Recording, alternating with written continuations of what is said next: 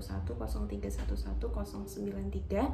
Saya akan mempresentasikan ruang lingkup viktimologi dari aspek psikologis korban, aspek sosial, dan aspek ekonomi korban. Untuk bukunya seperti ini.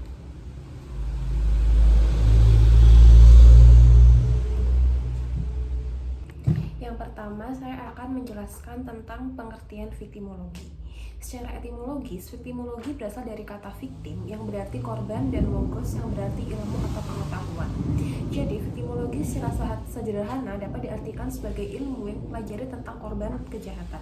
Kemudian menurut Benjamin Mendelssohn, salah satu tokoh utama yang pertama kali memperkenalkan konsep ini pada tahun 1947, viktimologi adalah sebuah ilmu yang mempelajari hubungan antara korban dan pelaku kejahatan serta peranan korban dalam terjadinya tindak pidana. Sedangkan menurut Hans von Hentig, viktimologi juga mencakup analisis tentang faktor-faktor yang menyebabkan seseorang menjadi korban, baik karena keadaan sosial, psikologis, maupun perilakunya sendiri. Kemudian untuk ruang lingkup ini saya akan menjelaskan tentang sejarah perkembangan viktimologi. Awalnya, fokus sistem peradilan pidana sepenuhnya tertuju pada pelaku kejahatan, bagaimana tertangkap, menghukum, mencegah pelaku lainnya. Korban justru hanya dianggap sebagai saksi, bukan sebagai pihak yang perlu dilindungi. Namun, setelah terjadinya Perang Dunia II, muncul kesadaran baru tentang pentingnya memperhatikan korban. Benjamin Mendelssohn dan Hans von Hentig mulai melakukan penelitian yang menunjukkan bahwa korban juga memiliki peran dalam dinamika kejahatan. Pada tahun 1970 lahirlah gerakan Victim Rights Movement atau gerakan hak-hak korban yang menuntut agar korban mendapat perhatian lebih seperti hak untuk ganti rugi, hak untuk mendapatkan perlindungan, dan hak untuk didengar di pengadilan. Kemudian terdapat ruang lingkup korban tidak terlepas dari apa yang telah dikemukakan para sarjana tentang viktimologi. Ruang lingkup korban dimaknai sebagai jenis korban yang dilihat dari unsur viktimisasi atau perbuatan yang melahirkan korban. Ruang lingkup korban itu meliputi yang pertama adalah berdasarkan jenis viktimisasi. Korban berdasarkan viktimisasi yang dialaminya dapat dibedakan menjadi yang pertama adalah korban bencana alam, merupakan korban yang terjadi karena faktor alam seperti banjir, gunung meletus, tsunami, tanah longsor, atau karena perbuatan serangan hewan. Pada posisi ini, timbulnya korban secara umum bukan karena keinginan manusia, tetapi karena kehendak dari luar manusia. Kemudian yang kedua adalah karena adanya korban perbuatan pidana. Korban perbuatan pidana ini lahir secara khusus dari perbuatan pidana seperti penganiayaan, pelecehan seksual, pemerkosaan, penelantaran, dan lain sebagainya yang berasal dari perbuatan pidana yang telah dilakukan. Perbuatan pidana dapat terjadi karena murni, yaitu yang dikehendaki, diketahui, dan dilakukan oleh si pelaku, atau terjadi karena adanya sugesti dari pihak lain kepada pelaku, baik perbuatan itu murni karena kehendak, diketahui, dan dilakukan oleh si pelaku, maupun karena adanya faktor sugesti dari pihak lain kepada pelaku, sepanjang bertentangan dengan hukum pidana dan melahirkan korban tetap disebut sebagai perbuatan pidana. Kemudian di dalam ruang lingkup ini juga terdapat korban kekuasaan, yang dimana korban kekuasaan adalah korban yang lahir dari rezim atau rejim yang berkuasa, terjadi karena adanya penyalahgunaan kekuasaan atau yang biasa disebut dengan abuse of power dengan cara melawan hukum atau wederrechtlich. Penyalahgunaan kekuasaan merupakan penggunaan wewenang oleh badan dan atau pejabat pemerintahan dalam mengambil keputusan dan atau tindakan dalam penyelenggaraan pemerintahan yang dilakukan dengan melampaui wewenang, mencampur adukan wewenang, dan atau bertindak sewenang-wenang, sebagaimana dimaksud dalam pasal 17 dan pasal 18 Undang-Undang Nomor 30 Tahun 2014 tentang Administrasi Pemerintahan. Kemudian di dalam ruang lingkup ini juga dilihat dari berdasarkan jumlah korban. Berdasarkan jumlah korban dapat diklasifikasikan korban terdiri dari korban individual atau primary victimization, merupakan korban tunggal baik meliputi orang pribadi maupun badan hukum perdata. Kemudian yang kedua adalah korban berkelompok atau secondary victimization, adalah korban yang bersifat jamak atau banyak, baik orang-orang maupun kumpulan badan hukum atau gabungan antara orang-orang dengan badan hukum. Kemudian terdapat korban masyarakat atau korban negara, yaitu korban yang meliputi masyarakat secara umum yang bersifat luas atau negara menjadi korban akibat perbuatan tertentu, seperti pada kasus virus corona. Tidak hanya masyarakat yang menjadi korbannya, tetapi juga negara dalam hal ini juga mempengaruhi keuangan negara. Kemudian juga terdapat no victimization, atau yaitu korban yang tidak dapat diketahui berapa banyak jumlahnya dan siapa saja. Misalnya konsumen yang tertipu dalam menggunakan produk tertentu. Untuk selanjutnya, dalam ruang lingkup victimologi ini juga dilihat berdasarkan hubungan korban, yaitu secara luas pengertian korban dapat diartikan bukan hanya sekadar korban yang menderita langsung, akan tetapi korban tidak langsung pun juga mengalami penderitaan yang dapat diklasifikasikan sebagai korban. Yang dimaksud korban tidak langsung di sini seperti istri kehilangan suami, atau anak yang kehilangan bapak, atau orang tua yang kehilangan anaknya dan lainnya. Kemudian untuk ruang lingkup ini juga terdapat dilihat dari berdasarkan derajat kesalahan korban. Yang pertama adalah korban yang sama sekali tidak bersalah. Kemudian korban karena kebodohannya, seperti kejadian tersebut itu dikarenakan kebodohannya sendiri, misalnya mempercayai orang lain yang baru dikenal dan menawarkan jasa tumpangan. Kemudian yang ketiga adalah korban dengan kesalahannya sendiri dan melampaui perbuatan pelaku. Kemudian yang keempat adalah korban imajiner, atau merupakan pihak-pihak tertentu yang berpura-pura menjadi korban sehingga pihak lain merasa iba dan belas kasihan kepadanya padahal ia tidak menderita apapun. Contohnya seseorang berpura-pura telah menjadi korban perampokan.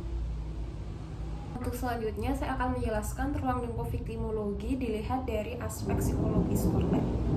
Jadi dalam aspek psikologis, victimologi mencakup studi tentang dampak emosional dan mental dari suatu kejahatan terhadap korbannya. Ini bisa berupa trauma psikologis seperti PTSD, depresi, gangguan kecemasan, hingga rasa kehilangan. Kemudian terdapat dampak psikologis berdasarkan jenis kejahatan. Hal ini meliputi setiap jenis kejahatan dapat menimbulkan dampak psikologis yang berbeda. Misalnya, korban kekerasan seksual cenderung mengalami trauma jangka panjang, rasa malu, dan isolasi sosial. Sementara itu, korban pencurian atau perampokan mungkin mengalami kecemasan atau rasa tidak aman di tempat tinggal mereka sendiri. Selanjutnya, dalam ruang lingkup psikologis korban ini, yang ketiga adalah tentang mekanisme coping dan dukungan psikososial, yaitu di mana korban kejahatan seringkali mengembangkan mekanisme coping baik yang sehat maupun tidak. Peran keluarga, masyarakat, dan profesional seperti psikolog sangat penting untuk membantu korban dalam proses pengalaman mereka dan memulihkan diri mereka sendiri secara mental. Kemudian yang keempat adalah pentingnya intervensi psikologis dengan sistem hukum. Dan dalam sistem peradilan pidana, pemahaman terhadap kondisi psikologis korban sangat krusial, di mana pendekatan yang sensitif terhadap trauma bisa mencegah reviktimisasi selama proses hukum berlangsung. Hal ini yang menyebabkan mengapa dukungan psikologis harus menjadi bagian integral dalam penanganan korban. Dengan adanya ruang lingkup victimologi berdasarkan aspek psikologis korban ini, kita dapat memahami bahwa kita bisa mendorong sistem yang lebih manusiawi dan yang tidak hanya menuntut keadilan tapi juga memberikan pemulihan pada korban. Untuk yang selanjutnya, saya akan menjelaskan ruang lingkup victimologi dilihat dari aspek sosial. Saya akan menjelaskan, yaitu yang pertama, victimologi tidak hanya mempelajari korban dari sisi hukum atau psikologis saja, akan tetapi juga dari sisi sosial. Aspek sosial dari victimologi ini membahas bagaimana posisi korban dalam masyarakat, respon sosial terhadap korban, serta bagaimana struktur sosial bisa berperan dalam membentuk pengalaman korban itu sendiri. Viktimologi dari aspek sosial meneliti bagaimana faktor sosial seperti status ekonomi, pendidikan, gender, budaya, hingga relasi kekuasaan mempengaruhi resiko seorang menjadi korban dan bagaimana masyarakat memperlakukan korban tersebut. Misalnya korban dari kelompok rentan seringkali tidak mendapatkan perlindungan yang setara. Kemudian dalam ruang lingkup ini juga terdapat peran dan norma dan budaya. Norma dan budaya berpengaruh dalam membentuk persepsi masyarakat terhadap korban. Di beberapa budaya, korban kekerasan seksual justru disalahkan dan distigma, sementara pelaku dilindungi. Hal ini memperparah penderitaan korban dan membuat mereka enggan melapor atau mencari bantuan. Untuk contoh lainnya itu ada KDRT di dalam masyarakat yang patriarkal atau perempuan korban KDRT seringkali dianggap sebagai aib keluarga, sehingga tekanan sosial membuat mereka tetap tinggal dalam situasi berbahaya. Dan selanjutnya adalah reaksi sosial terhadap korban. Dalam hal ini, respon masyarakat terhadap korban sangat menentukan proses pemulihan mereka. Terkadang, korban tidak hanya harus menghadapi trauma akibat kejahatan itu tersendiri, tetapi juga diskriminasi, pengucilan, atau bahkan tuduhan dari lingkungan sekitar. Hal inilah yang disebut sebagai reviktimisasi sosial, atau yang dimana korban mengalami penderitaan ganda akibat perlakuan tidak adil dari masyarakat. Di dalam ruang lingkup viktimologi yang dilihat dari aspek sosial ini, peran media sosial dan opini publik itu juga sangat penting. Dikarenakan di era digital, media sosial punya dua sisi dalam konteks viktimologi. Di satu sisi, ia bisa menjadi tempat korban mencari dukungan, namun di sisi lain bisa menjadi alat perundungan atau penyebaran informasi yang memperburuk kondisi korban. Kemudian untuk yang opini publik yang terbentuk di media bisa mempengaruhi penanganan kasus oleh aparat dan mempercepat keadilan atau sebaliknya. Kemudian terdapat ketimpangan sosial dan kerentanan menjadi korban. Mereka yang berasal dari kelas sosial bawah atau memiliki keterbatasan fisik dan mental lebih rentan menjadi korban. Hal ini menunjukkan bahwa struktur sosial kita belum mampu memberikan perlindungan merata bagi semua orang. Faktor-faktornya seperti kemiskinan, akses pendidikan, dan ketimpangan kekuasaan berkontribusi besar terhadap tingginya resiko viktimisasi pada kelompok tertentu. Melalui pemahaman aspek sosial viktimologi, kita belajar bahwa kejahatan dan korban tidak bisa dilihat secara individu saja, akan tetapi harus dikaitkan dengan struktur masyarakat di sekitarnya. Kesadaran sosial yang lebih tinggi akan membantu kita dalam menciptakan sistem yang lebih adil, yang tidak hanya menghukum pelaku, akan tetapi juga mendukung korban secara menyeluruh. Nah, untuk yang terakhir saya akan menjelaskan ruang lingkup viktimologi dilihat dari aspek ekonomi. Ruang lingkup viktimologi dari aspek ekonomi ini. Viktimologi secara umum adalah studi ilmiah tentang korban, penyebab mereka menjadi korban, serta bagaimana sistem hukum dan sosial merespon mereka. Dalam konteks aspek ekonomi, viktimologi berfokus pada kerugian finansial akibat kejahatan, dampak ekonomi jangka panjang terhadap korban, kemudian biaya yang harus ditanggung korban untuk mendapatkan keadilan atau perawatan. Selanjutnya, terdapat kerugian ekonomi langsung dan tidak langsung. Untuk kerugian ekonomi bagi korban tidak hanya berupa kehilangan harta benda, terdapat dua jenis kerugian ekonomi. Yang pertama adalah tentang kerugian langsung, seperti uang yang dicuri, kemudian properti yang dirusak atau hilang, kemudian biaya medis akibat luka fisik, atau kerusakan usaha kecil karena tindak kriminal. Yang selanjutnya adalah kerugian tidak langsung. Hal ini meliputi kehilangan pekerjaan akibat trauma atau ketidakmampuan bekerja, kemudian biaya transportasi dan waktu untuk mengurus proses hukum, kemudian kehilangan peluang ekonomi, misalnya harus berhenti sekolah atau usaha karena rasa takut atau pindah tempat tinggal. Hal ini dapat menunjukkan bahwa suatu peristiwa kejahatan dapat menimbulkan rantai kerugian ekonomi yang panjang bagi korban. Kemudian di dalam ruang lingkup viktimologi di ekonomi ini terdapat ketimpangan ekonomi sebagai faktor resiko, di mana faktor ekonomi juga berperan dalam menentukan siapa yang lebih rentan menjadi korban. Mereka yang berada di lapisan ekonomi bawah seringkali tinggal di lingkungan rawan kejahatan.